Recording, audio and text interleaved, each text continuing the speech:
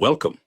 EU funding looks complex because it reflects how Europe works, political priorities translated into financial instruments. This presentation gives you the full map, not details, not tricks, but the logic that makes everything else understandable.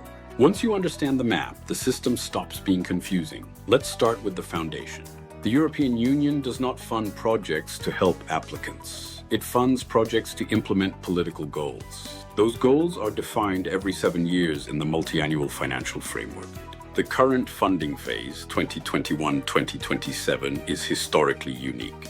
For the first time, it combines a long-term budget with massive recovery funding. Together, they exceed €2 trillion. But the real change is not the amount, it is the shift in priorities. This period focuses on climate, digitalization, resilience, innovation, security, and values. If your project does not speak this language, it is misaligned. On top of the regular budget, the EU created Next Generation EU. This is not extra money. It is an accelerator. It front-loads investments and ties funding to reforms, milestones, and performance. This means implementation matters more than ever. EU funding instruments fall into two worlds. First, indirectly managed funds, also called structural and investment funds. These are implemented by member states and regions. Second, directly managed programs run by the Commission and its agencies. Confusing these two worlds is the most common beginner mistake. Let's briefly walk through the indirectly managed funds. The Cohesion Fund exists to reduce development gaps.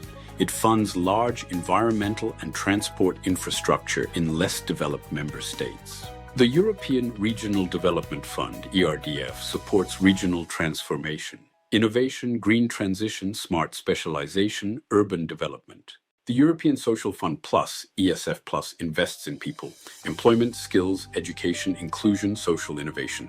The European Globalization Adjustment Fund, EGF, is crisis-driven. The Asylum, Migration and Integration Fund, AMIF, supports migration governance.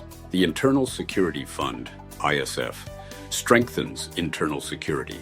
The Integrated Border Management Fund, IBMF, improves border systems. Interreg supports territorial cooperation, cross-border, transnational policy learning, and outermost regions. The Just Transition Fund, JTF, supports regions affected by decarbonization. The European Agricultural Guarantee Fund, EAGF, stabilizes farm income.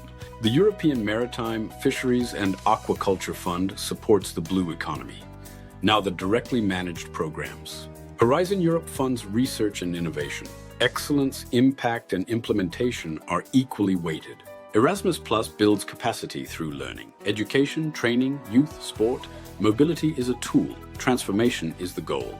The European Solidarity Corps supports volunteering. Creative Europe strengthens cultural and creative sectors. Digital Europe deploys digital capacity. AI, cybersecurity, advanced skills. It is about uptake, not research. Life Environment implements environmental policy. EU4Health strengthens health systems. The Single Market Program, InvestEU, and the EU Space Program support market functioning, investment, and satellite infrastructure.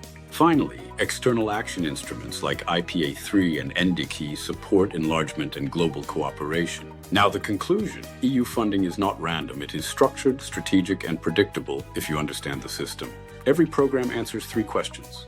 What problem is the EU solving? At what level? With which actors? Those who understand this stop chasing calls. They start positioning themselves. EU funding does not reward luck. It rewards system literacy. Thank you.